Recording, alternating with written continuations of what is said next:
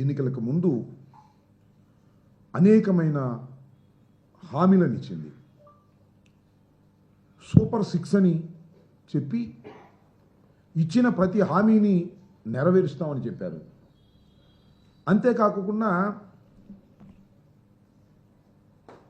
ఓట్లేండి తమ్ముళ్ళు, మీరు ఓట్లేండి తమ్ముళ్ళు, విద్యుత్ ఛార్జీలు పెంచాం, పైగా తగ్గిస్తాం గ్యారంటీ అని ఊరు వాడ వెళ్ళి బలపం గట్టుకెళ్ళి చెప్పారు చంద్రబాబు నాయుడు గారి నాయకత్వంలోని కూటమి. మొత్తం తగ్గించేసేస్తాం, చంద్రబాబు నాయుడు గారు అధికారంలోకి రాగానే తగ్గించేస్తాం, జగన్మోహన్ రెడ్డి గారి కాలంలో విపరీతంగా పెంచేశారు అనేటువంటి మాట చెప్పారు.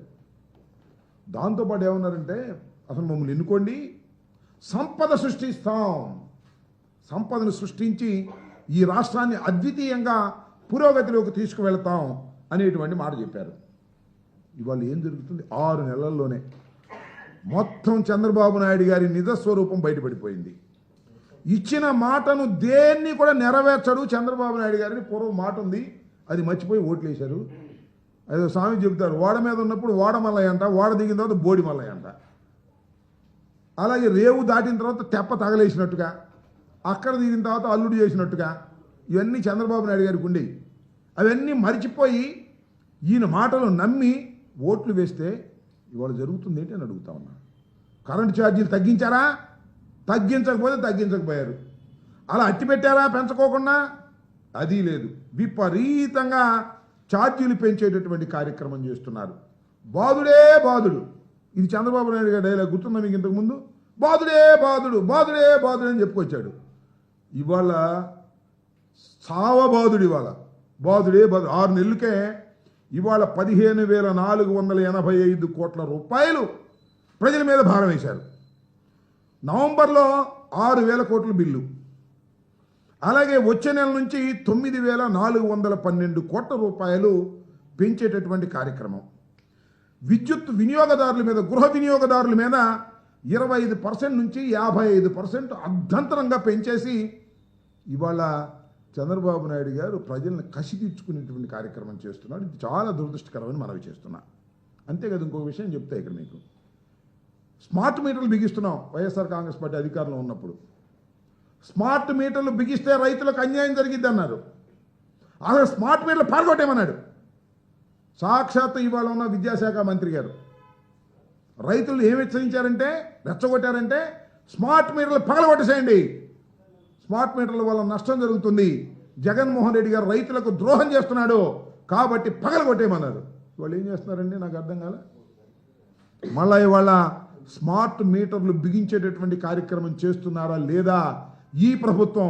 ఇవాళ దానికి సమాధానం చంద్రబాబు నాయుడు గారు చెప్పాలంటున్నా. చంద్రబాబు నాయుడు గారే కాదు, స్మార్ట్ మీటర్లు పెడితే పగలగొట్టేయమని రైతులను రెచ్చగొట్టినటువంటి నారా లోకేష్ గారు దీనికి ఏమి సమాధానం చెప్తారో ఇప్పుడు చెప్పాలని కూడా ఈ సందర్భంగా నేను మనవి చేస్తున్నా. విపరీతమైన బాదుడు కార్యక్రమాన్ని ఇవాళ రాష్ట్రంలో చంద్రబాబు నాయుడు గారు ప్రవేశపెట్టబోతున్నాడు. అంతేకాదు, విన్నారు కదా మధ్య రోడ్లు, హైవేలు కాదు, ఇక గ్రామాల్లో ఉన్న రోడ్లు కూడా పబ్లిక్ ప్రైవేట్ పార్ట్నర్షిప్ మీద పిలవబోతున్నారు. కొన్ని రోడ్లు సెలెక్ట్ చేసుకున్నారు. అంటే కారు బయటకు తీస్తే టోల్ కట్టాల్సిందే, హైవే ఎక్కాల్సిన అవసరంలా. జిల్లా రోడ్లకైనా, పంచాయతీ రోడ్లకైనా, ఆర్ఎండ్బి రోడ్లకైనా, దేనికైనా టోల్ కట్టాల్సిందే. ప్రభుత్వానికి ఏం సంబంధం? పబ్లిక్ ప్రైవేట్ పార్ట్నర్షిప్తో దోచిపెట్టేటటువంటి కార్యక్రమాలు చేస్తున్నారు.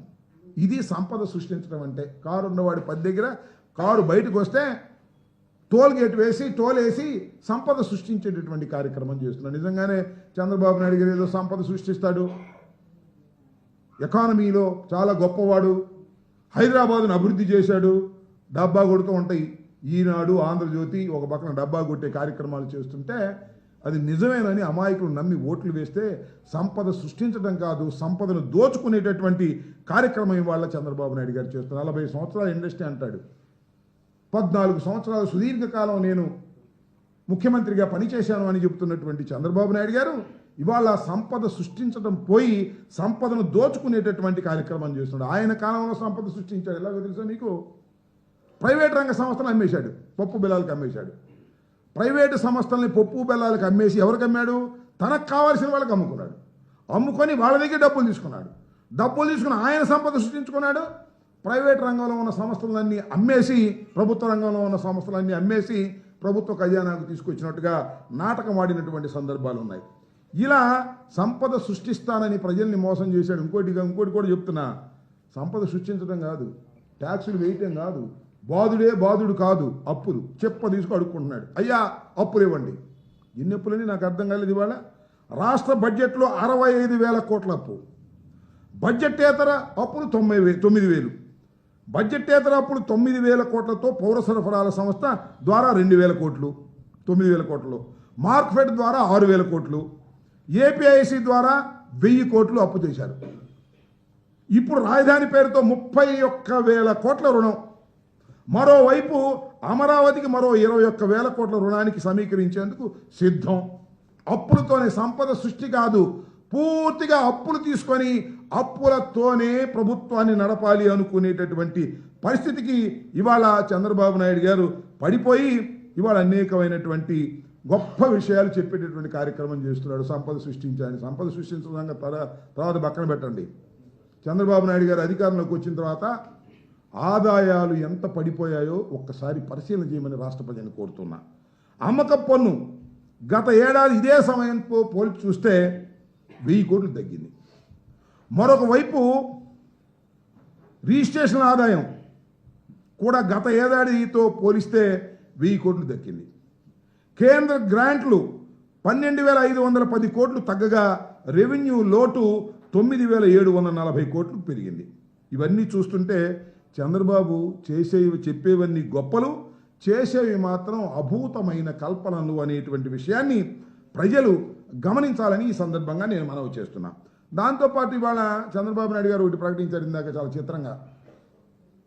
ఉద్యోగాలకు ఏం చెప్పాడు? ఉద్యోగాలు సృష్టిస్తాను, ఎవరికైనా ఉద్యోగాలు లేకపోతే 3,000 రూపాయలు నిరుద్యోగ భృతి ఇస్తాను అని చంద్రబాబు నాయుడు గారు ప్రకటించారు. కూటమి ప్రభుత్వం ప్రకటించింది. వాళ్ళు చంద్రబాబు నాయుడు గారు చేస్తుంది ఏంటో తెలుసా? ఇవాళే ఇందాక రిలీజ్ చేసే ఒక్కసారిగా 410 మంది ఉద్యోగులను సైబర్ నెట్ నుంచి తొలగించేశారు.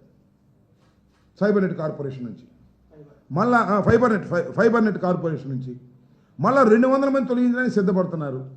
ఫైబర్ నెట్లో మీకు ఏదైనా అవకతవకలు జరిగాయని ఉంటే ఎంక్వైరీ చేసుకుంటున్నారుగా, ఎందుకు ఉద్యోగస్తుల మీద పడతారు?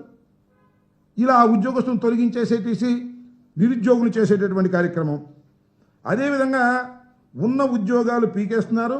ఎన్ని ఉద్యోగాలు పీకేశారండి వాళ్ళ చంద్రబాబు నాయుడు గారు అధికారంలోకి వచ్చిన తర్వాత?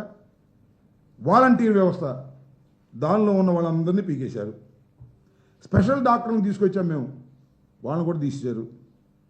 వైద్య ఆరోగ్య సంస్థలో కొంతమంది ఉద్యోగులు తొలగించారు. మల్టీపర్పస్ హెల్త్ వర్కర్స్ని తొలగించేశారు. బ్రెవరేజ్ కార్పొరేషన్లో పనిచేస్తున్న వాళ్ళని సరే లిక్కర్ విధానమే మార్చేయటం వల్ల ఆ షాపుల్లో పనిచేసే 15,000 మంది 15,000తోనూ 18,000తో చేసేవాళ్ళు, వాళ్ళ ఉద్యోగాలు పోయాయి. ఇలా ఉన్న ఉద్యోగాలను పీకేసి నిరుద్యోగ సమస్యను మరింతగా పెంచడంతో పాటు నిరుద్యోగులకు ఇస్తామన్న 3,000 కూడా ఇచ్చే పరిస్థితుల్లో లేనటువంటి దౌర్భాగ్యమైన పరిస్థితుల్లోకి ఇవాళ నెట్టబడింది.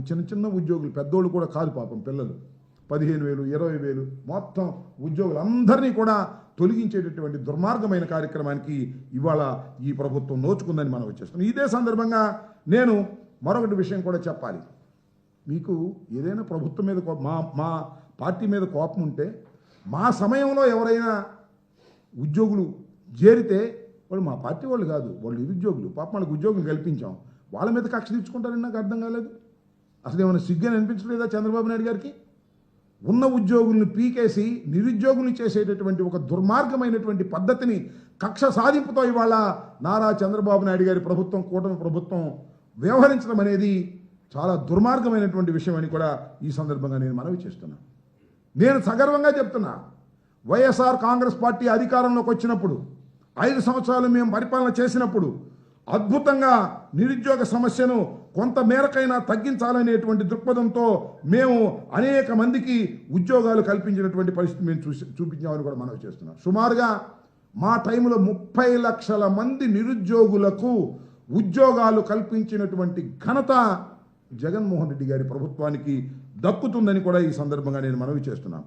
రాగానే అక్టోబర్ 2 ఫస్ట్ మా ప్రభుత్వం అధికారంలోకి వచ్చి ప్రమాణ స్వీకారం చేయగానే అక్టోబర్ 2న జయంతి సందర్భంగా 1.34 లక్షల గ్రామ వార్డు సచివాలయాల్లో పర్మనెంట్ ఉద్యోగాలు ఇచ్చాం. 58,000 మంది ఆర్టీసీ ఉద్యోగులను రెగ్యులర్ చేశాం. ఎప్పుడు చేయనటువంటి విధానం.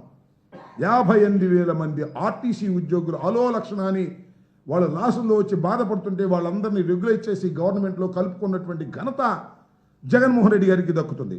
అలాగే 2.60 లక్షల మంది వాలంటీర్లను 2,60,000 మంది వాలంటీర్లను నియమించి ప్రతిదీ కూడా డోర్ డెలివరీ చేసే విధంగా మేము కల్పించడం జరిగిందని మనం చేస్తున్నాం. అవన్నీ కాకుండా 5 ఏళ్లలో ప్రభుత్వ రంగంలో వివిధ కేటగిరీల్లో మేము అనేకమైన ఉద్యోగాలు ఇచ్చాం. సుమారుగా 6,31,000 మందికి ఉద్యోగాలు ఇచ్చినటువంటి సందర్భం ఉందని మనవి చేస్తున్నాం. ఎంఎస్ఎంఈలు గ్రాంట్ చేశాం. వాటి ద్వారా సుమారుగా 3.94 లక్షల మంది ఉద్యోగాలు ఇవ్వడం జరిగింది.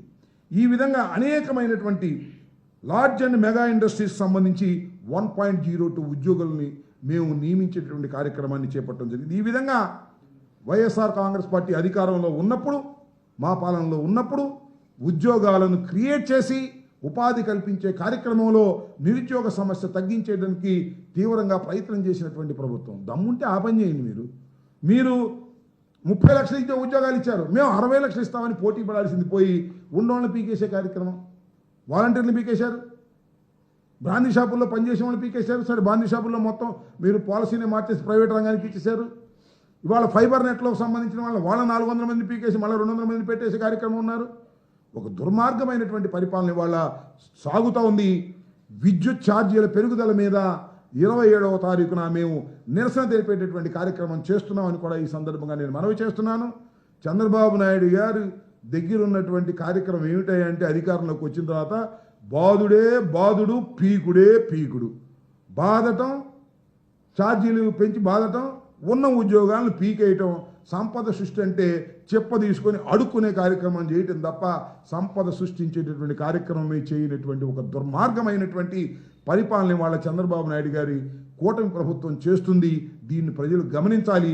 సరైన సమయంలో దానికి మీరు సమాధానం చెప్పవలసినటువంటి బాధ్యత ఈ ప్రభుత్వానికి ఉంటుందని కూడా ఈ సందర్భంగా నేను హెచ్చరిస్తూ ఉన్నాను. ఇంకా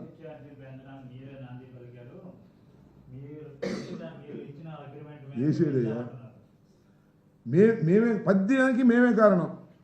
4 సంవత్సరాలు 5 సంవత్సరాలు జగన్మోహన్ రెడ్డి గారి పరిపాలన, అప్పుడు ఇచ్చినటువంటి హామీలు అవన్నీ మర్చిపోయారు. సూపర్ 6 అమలు చేయకపోవడానికి కూడా జగన్మోహన్ రెడ్డి గారే కారణమా? విద్యుత్ ఛార్జీలు పెంచడానికి జగన్మోహన్ రెడ్డి గారే కారణమా? ఏమిటిది నాకు అర్థం కాదా? 18,000 15,000 ఇవ్వకపోకుండా ఉండటం కూడా జగన్మోహన్ రెడ్డి గారి కారణమా? జగన్మోహన్ రెడ్డి గారు 5 సంవత్సరాల్లో విధ్వంసం చేశాడు, మేము ఇప్పుడు బాగు చేస్తున్నాం. ఏంది బాగు చేసేది? నువ్వు విధ్వంసం ఏం చేశారు? ఉద్యోగాలు పీకేసి ప్రతిదీ కూడా ఎన్నాళ్ళు చెప్పుకుంటారు? You may feel not shy. Chandrababu Naidu గారిని అడుగుతా ఉన్నా, కూటమి ప్రభుత్వాన్ని అడుగుతా ఉన్నా, మీకేం సిగ్గుగా లేదా? జగన్మోహన్ రెడ్డి గారు 5 సంవత్సరాలు పరిపాలన చేస్తే ఇవాళ ప్రతి దానికి జగన్మోహన్ రెడ్డి గారే కారణం అనేటువంటి పరిస్థితికి వచ్చారు. ఇవాళ మీరు ఏం చెప్పారు? మీరు సంపద సృష్టిస్తాం, సంపద సృష్టించి అనేకమైన కార్యక్రమాలు చేస్తాం, సూపర్ 6 ఇస్తాం, ఉచితంగా మహిళలకు బస్సు ఇస్తాం. ఏమైంది? దీనికి కూడా చంద్రబాబు నాయుడు గారు జగన్మోహన్ రెడ్డి కారణం అని చెప్తారా? నాకు అర్థం కాలేదు. సిగ్గుండాలంటున్నా. ఎన్నా చెప్తారు జగన్మోహన్ రెడ్డి గారి పేరు?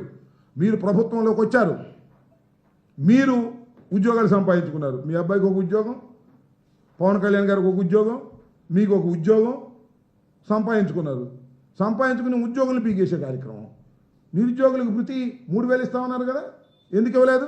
అదేమంటే ఇందాక మీరు అడిగినట్టుగా చంద్రబాబు నాయుడు గారు చెప్పటం, ఎగ్గొట్టడం మామూలు అయిపోయింది. 2014 ఎన్నికలు ఏం చెప్పాడు? రైతులకు రుణమాఫీ చేస్తా 95,000 కోట్లు. అయ్యా, 95,000 కోట్లు ఎలా చేస్తావయ్యా? రాష్ట్రం విడిపోయింది కదండి అయ్యా. రాష్ట్రం విడిపోతే సంపద లేదు కదయ్యా, ఎట్లా చేస్తావు? నేను ఎకనామిక్స్లో కింగ్ని, ఎంఏ ఎకనామిక్స్ చదివా, ముందు ఓటేయండి తర్వాత చూస్తా ఉన్నావు. ఓటేశారు, తర్వాత చూసావు మొత్తం గుండు గొరిగావు, రైతుల గుండంతా గొరిగావు. బంగారం ఇంటికి రాలా, టాకులమ్మ ఏలంపాటు పెట్టుకోవాల్సి వచ్చింది. దుర్మార్గంగా రైతులు నష్టపోయినటువంటి సందర్భాన్ని కూడా మనం చేస్తున్నాం. ఈ విధంగా పరిపాలన చేసినటువంటి చంద్రబాబు నాయుడు గారు సిగ్గు శరం లేకోకుండా ఇవాళ మాట్లాడుతూ ఉన్నాడు. విద్యుత్ ఛార్జీలు పెంచడానికి జగన్మోహన్ రెడ్డి గారు కారణం. 15,000 తల్లి వడి ఇవ్వడానికి, అదే తల్లి వడి తల్లికి వందనం ఇవ్వకుండా ఉండటానికి జగన్మోహన్ రెడ్డి గారి కారణం. అదే రైతు భరోసా పేరు మీద ఇంకోటి ఏదో వచ్చిందని ఏమన్నారు, అన్నదాత సుఖీభావ ఇవ్వకోకుండా ఉండడానికి కారణం జగన్మోహన్ రెడ్డి గారు. దేనికి? అన్నిటికీ జగన్మోహన్ రెడ్డి గారి కారణం. నువ్వేం చేస్తున్నా? గుడ్డి గుర్రాలకు పళ్ళు నవ్వుతున్నారు 6 మాసాల నుంచి. సంపద సృష్టించరా? గుంటలు పూడుస్తున్నారంట. రోడ్లు ఏంటంటే గుంటలు పూడుస్తున్నారంట. అవన్నీ మళ్ళీ టెండర్లు పిలుస్తారంట. టెండర్లు పిలిచి సుబ్బారావుకి, పుల్లయ్యకి, ఎల్లయ్యకి ఇస్తారు 50-50 బేస్ మీద పీపీఏ. మరి టోల్ గేట్ వసూలు చేయాలి. మీరు అందరూ కార్లు వేసుకెళ్తే టోల్ వసూలు చేయాలి. స్కూటర్ అయితే వద్దంటలే, కారు కొన్నారు అవుట్. ఇది సంపద సృష్టించేటువంటి కార్యక్రమం. ప్రతి దానికి అదే స్వామి చెప్పినట్టుగా ప్రతి దానికి జగన్మోహన్ రెడ్డి గారే కారణం అనడానికి కాస్త సిగ్గైనా ఉండాలి. మీరు 14 సంవత్సరాలు ముఖ్యమంత్రిగా పనిచేశారు. ఇప్పుడు 6 మాసాలు మళ్ళా ముఖ్యమంత్రిగా పనిచేశారు. ఇవాళ కూడా ప్రతిదానికి జగన్మోహన్ రెడ్డి గారిని ఆడిపోసుకునే విధానాన్ని మీరు చేయటం సరైనటువంటి విధానం కాదు అనేది గమనించాలని కూడా ఈ సందర్భంగా నేను చెప్పదలుచుకున్నాను. చంద్రబాబు నాయుడు గారు చెప్పింది ప్రతిదీ కూడా జనం నమ్ముతున్నారు. వైసీపీ చెప్తున్న మాటలు ఎవరు నమ్మకం? ఎప్పుడు నమ్మాలో? వైసీపీ చెప్పే మాటలు ఎప్పుడు నమ్మాలో అప్పుడు నమ్ముతారు. చంద్రబాబు నాయుడు గారు చెప్పిన మాటలు నమ్మి మోసపోయామని వాళ్ళు బాధపడుతున్నారు.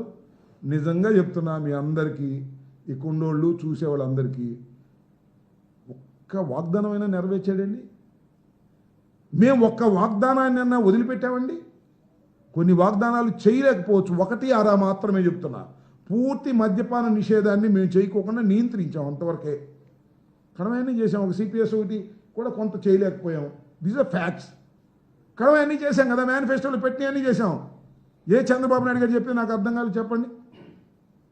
సూపర్ 6లో ఏం చేశాడు? నిరుద్యోగ భృతి ఏమైంది?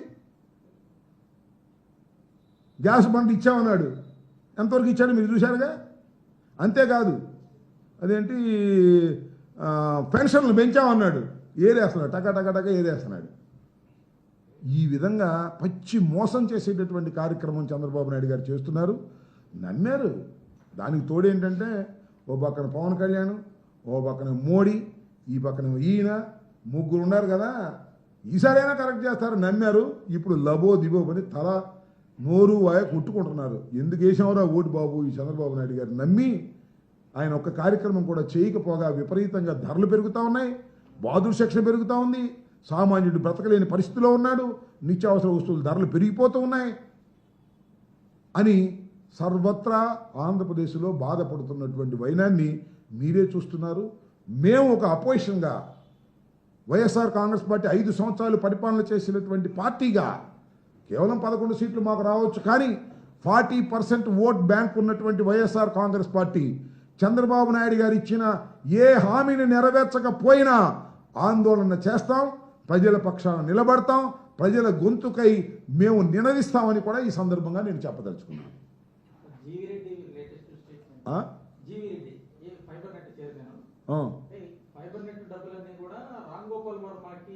విచారణ చేసుకుంటున్నారుగా.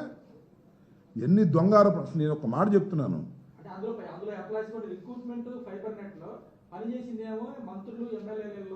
విచారణ చేసుకుంటున్నారు కదా. ఊరిని ఆరోపణ చేయటం ఎందుకు? ఆ జీవీ రెడ్డి గారో లేకపోతే పుల్లారెడ్డి గారో ఎల్లారెడ్డి గారో ఆ చౌదరి గారో ఈ చౌదరి గారో ఆరోపణ చేయడం ప్రభుత్వం మీ చేతిలో ఉంది. కేసులు కూడా పెడుతున్నారు కదా మా మీద. రోపలు కూడా వేయడానికి ప్రయత్నం చేస్తారు కదా. ఆల్రెడీ కొంతమంది రోపలు కూడా వేశారు కదా.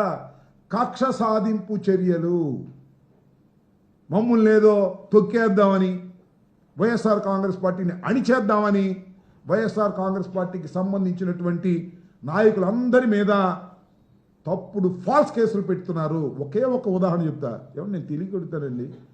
సోషల్ మీడియాలో పోస్ట్ పెడితే ఎన్నేళ్ళండి లోపల ఉండేది? చట్ట ప్రకారం చెప్పండి. ఆయన పేరు ఇంటూరి కిరణ్. 2 నెలలు అయిందప్పటికి. ఆఫ్టర్ ఆల్ ఏంటి ఆయన పెట్టింది ఒక పోస్ట్. ఎంతమంది పెట్టలేదు తెలుగుదేశం వాళ్ళు? ఒకరిని పట్టుకున్నారా? అంటే ఈ రాష్ట్రంలో, ఈ దేశంలో ప్రజల్ని రక్షించవలసినటువంటి పోలీస్ డిపార్ట్మెంట్ని అడ్డం పెట్టుకొని వైఎస్ఆర్ కాంగ్రెస్ పార్టీని భక్షించాలని ప్రయత్నం చేస్తున్నారు. అది సాధ్యం కాదని కూడా ఈ సందర్భంగా నేను చెప్పదలుచుకున్నా. పోలీసులను అడ్డం పెట్టుకొని మమ్మల్ని అణచాలనుకుంటే మరింతగా రాటు తేలుతామని కూడా మనం చేస్తున్నాం. వీటన్నిటిని ఎదుర్కొనే శక్తి వైఎస్ఆర్ కాంగ్రెస్ పార్టీకి ఉంది. ఎన్నో కష్టాలు చూసి వచ్చామండి. మేము మ్యానిపులేట్ చేసి రాలేదు రాజకీయాల్లోకి, లేదా వెన్నుపోటు పడిచి రాలేదు. జగన్మోహన్ రెడ్డి గారు, రాజశేఖర రెడ్డి గారు మరణించిన తరువాత కాంగ్రెస్ పార్టీలో కావాలి ముఖ్యమంత్రి అని చాలామంది అనుకున్నారు. అవసరం లేదని బయటకు వచ్చి సొంత పార్టీ పెట్టి పాదయాత్ర చేసి, పాదయాత్ర కాదు దాన్ని ఏమన్నారు, ఓదార్పు యాత్ర చేసి 16 మాసాలు జైల్లో ఉండి వచ్చి 67 సీట్లు తెచ్చుకొని దానిలో 23 సీట్లు లాక్కున్నా చెక్కు చెదరకోకుండా మళ్ళా పోటీ చేసి 151 సీట్లు గెలుచుకొని 5 సంవత్సరాలు పరిపాలన చేశాం. ఇవాళ 3 కలిసి వచ్చారు పెద్దోళ్ళు అందరూ. మరి ఈవీఎంల మహత్యం మరి ఆ పెద్దోళ్ళ మహత్యం నాకు ఇది, కానీ 11 సీట్లే మాకు వచ్చాయి. ఓకే, అక్కడి నుంచే మొదలెడతాం మా పోరాటాన్ని, అక్కడి నుంచే ముందుకు వెళ్తాం. వ్యవస్థలను అడ్డం పెట్టుకొని మమ్మల్ని ఏదో చేయాలని ప్రయత్నం చేస్తే మేము అంత తేలిగ్గా తగ్గే మనుషులం కాదు. మా చరిత్ర అలాంటిది. గుర్తుపెట్టుకోండి. మరింతగా రాటుదేల్తాం, అన్నిటికీ సమాధానం చెప్తాం. చంద్రబాబు నాయుడు గారి కూటమి ప్రభుత్వం, పోలీసు యంత్రాంగం కలిసి మమ్మల్ని అణచాలని, నొక్కాలని ప్రయత్నం చేసి అనేకమైన ఫాల్స్ కేసులు పెడుతున్నారు. అన్ని ఫాల్స్ కేసుల మీద న్యాయ పోరాటం చేస్తాం, బయటకు వస్తాం, ఎదుర్కొంటాం. ఎక్కడా భయపడే ప్రశ్న లేదు. మరొక్కసారి చెప్తున్నా, నారా చంద్రబాబు నాయుడు గారు ఇంకా జగన్ జపమే చేయకోకుండా ఇచ్చిన హామీలు నిలబెట్టుకునే కార్యక్రమం చేయండి. పోలీస్ వ్యవస్థను అడ్డం పెట్టుకొని మమ్మల్ని అణచాలని ప్రయత్నం చేయకండి. రాటు తేలుతాం, మీ సంగతి తేలుస్తాం అని కూడా ఈ సందర్భంగా చెప్పదలుచుకున్నాం.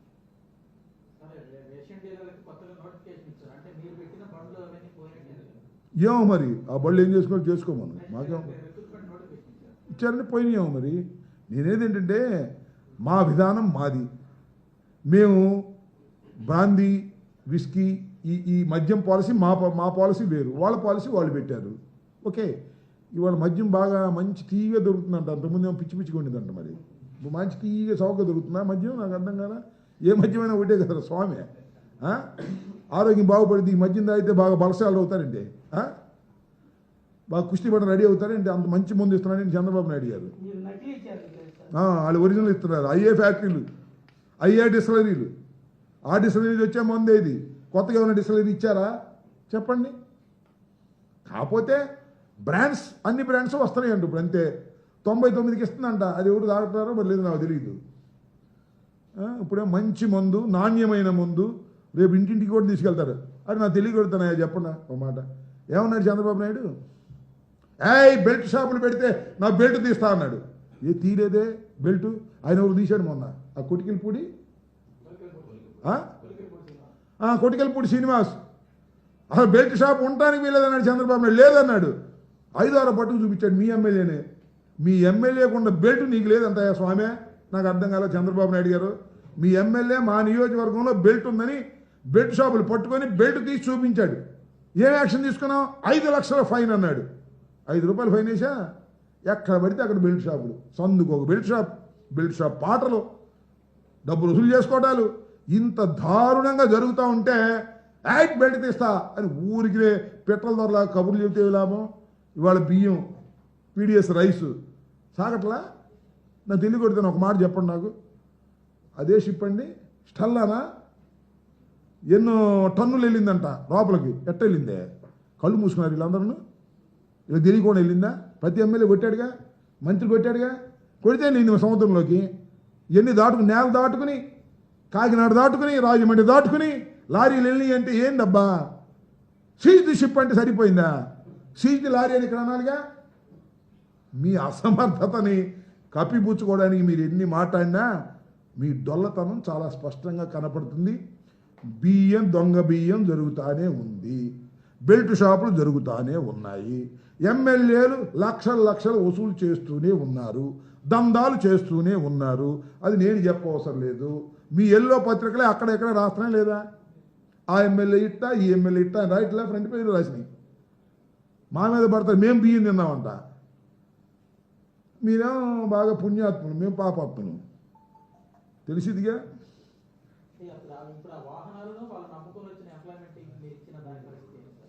అది వాళ్ళు ఆలోచించాలి. ఇప్పుడు పాలసీ మారిన తర్వాత మేము సిస్టమ్ పెట్టాం. ఆ సిస్టమ్ నుంచి వాళ్ళు తీసేశారు. వాళ్ళు కర్మ అనుభవిస్తారు. ఈ తప్పులన్నీ చేసి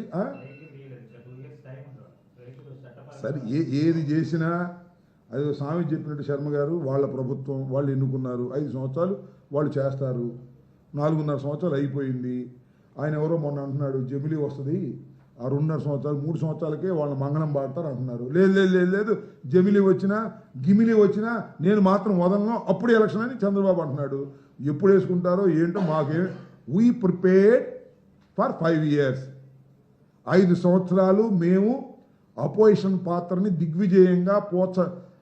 దిగ్విజయంగా మేము చేయటానికి సిద్ధంగా ఉన్నాము దానిలో ఏ సందేహం లేదు ముందు ఎలక్షన్ వస్తాయి పోటీ చేస్తాం షెడ్యూల్గా వస్తాయి పోటీ చేస్తాం మాకేం తొందర లేదు మా పాత్రని మేము అపోజిషన్లో మా పాత్రని మేము చక్కగా ప్రజల పక్షాన ఉండి నిర్వహిస్తాం మా పాత్రని ఇది పరిస్థితి వాళ్ళ పాలసీ ప్రకారం వాళ్ళు చేసుకోమని ఉండ ఉద్యోగాలను పీకేయమనండి సంపద సృష్టిస్తానని చెప్పి పన్నులు వేసేయమనండి అయినా మేము రియాక్ట్ అవుతాం బాధుడి సెక్షన్ ఇవాళ ఎంత ఘోరం అండి తమ్ముళ్ళు మాకు ఓట్లేయండి మీకు విద్యుత్ ఛార్జీలు పెంచాం తగ్గిస్తాం అని నాది గ్యారంటీ అని చెప్పాడు వీళ్ళు ఊరు వెళ్ళి ఏంది అన్యాయం అదేమంటే జగన్మోహన్ రెడ్డి గారి పాపం వల్ల మేము పెంచున్నాం అంటున్నాడు ఎందుకు జగన్మోహన్ రెడ్డి గారు ఉంచితే పోయేది ఈయన ఎందుకు అనుకుంటున్నారు పెంచే బదులు తగ్గించకపోయి పెంచడమా దుర్మార్గం కదా ఇది ఓకే